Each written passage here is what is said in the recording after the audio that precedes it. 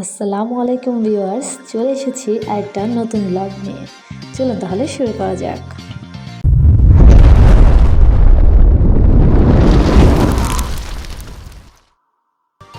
চলুন একটু পিছনে চলে যাই। এখন মে মাসের 1 তারিখ হলেও এই ভিডিওটা 31st নাইটের। আমরা সকলে মিলে পিকনিক করেছিলাম সেদিন। আমার শাশুড়ির বাসায় সেই আয়োজনটা করা হয়েছিল, ননদিনীরা মিলে সবাই মিলে এই আয়োজনটা করেছিলাম।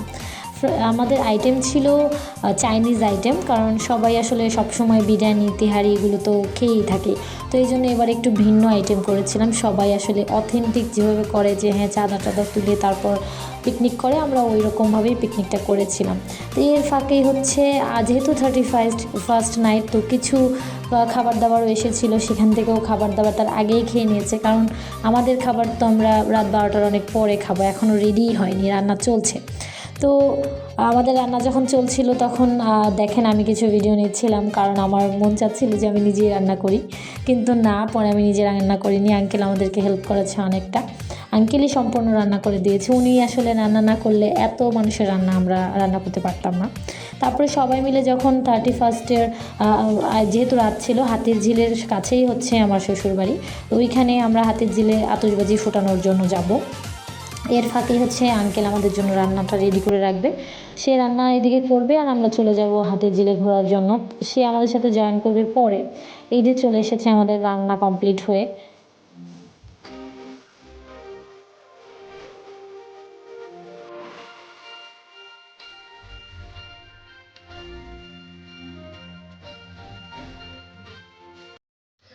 এই যে বান্দরগুলো রেডি হইতেছে,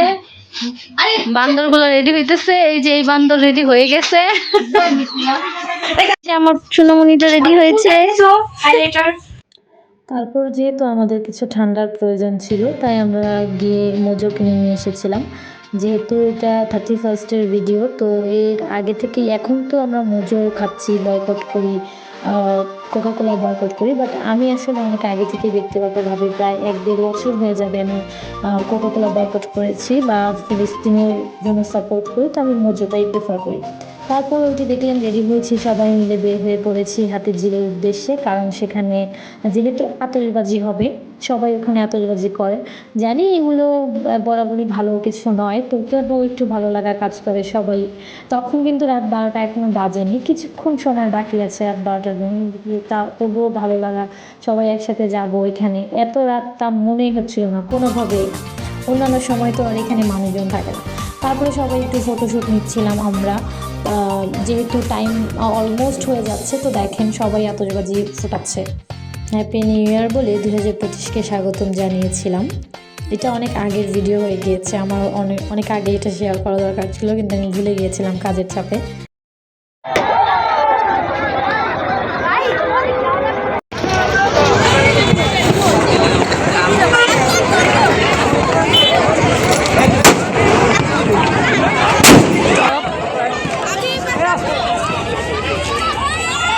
তারপর ওইখানে অনেকটা সময় পার করার পরে আমরা যার যার মতো আবার ফেরত চলে আসছিলাম। ওইখানে অনেক মানুষ ছিল, আমি আগেও বলেছি যে রাত 12টা বাজে সেটা কোনোভাবেই বোঝা যাচ্ছিল না। এরপরেই আরও কিছু টুকটাক আতশবাজি ফুটিয়েছি আমরা ওপরে। তারপর মাইশা বলছে তার আর ভালো লাগছে না, যেহেতু রাত হয়ে গিয়েছিল, ওর আসলে ঘুম পাচ্ছিল।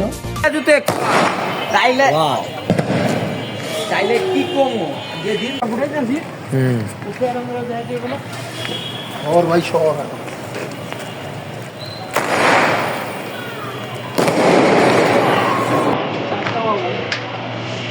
তারপরে আমাদের কাঙ্ক্ষিত খাওয়া দাওয়ার আসর বসেছিল, সবাই মিলে খাওয়া দাওয়া করতে বসেছি। চিকেনটা শুধু ফ্রাই করা হয়েছিল দেখে মাইশার বাবা হানি দিয়ে সেটা, চিকেন হানি স্মোকি যেটা করে সেটা করার জন্য নিয়ে গিয়েছিল। তো তারপরে সেটা করে সে আর কি, মানে এটা হানি দিয়ে করে, চিকেনটা শুধু ভাজা থাকে না, তো সস দিয়ে আর হানি দিয়ে এটা প্রিপেয়ার করে। তো শুধু খাবে ভাবলাম, মাইশা বাবা বলতেছে যে শুধু খেলে মজা লাগবে না, চলো সস দিয়ে আমরা এটা বানিয়ে খাই, যেহেতু সবগুলো সস আছে। তাই পরবর্তীতে সে এটা বানিয়ে এনেছে, তো সবার কাছে এটা অনেক বেশি ভালো লাগে মাইশা বাবার হাতের এই স্মোকি এটা। জানি না এটার নামটা কী ছিল, আমার মনে নেই আদৌ আসলে। তো এটা কিন্তু খেতে খুব মজা লাগে, হানি দিয়ে তৈরি করে, এটা মধু দেয় এবং বিভিন্ন ধরনের সস। তারপরে সবাই মিলে এখানে খাবার সার্ভ করে খাওয়া দাওয়া করছিলাম। আসলে একটা আনন্দই কাজ করে এখানে। আসলে তো শীতের দিন দেখেন আমার ননদিনীরা সোয়েটার পরা, আমরা শীতের পোশাক আশাক পরা। সবার মধ্যে আসলে জানি না খুব আনন্দ অনুভব করি যখন ওদের সাথে থাকি। ওরা ছোট আমার, তারপরেও কেন জানি ওদের সাথে মিশে যাই। একদম ফ্রেন্ডলি ব্যবহার থাকে ওদের সাথে আমার। খাবারটা এতই মজা হয়েছিল, সবাই কাড়াকাড়ি করে খেয়েছি। মায়ের স্বভাবত পাতিলেই বসে পড়েছে। দেখা হবে অন্য কোনো ব্লগে। সবাই আমার জন্য দোয়া করবেন, আমাকে সাপোর্ট করবেন। আল্লাহ হাফিজ।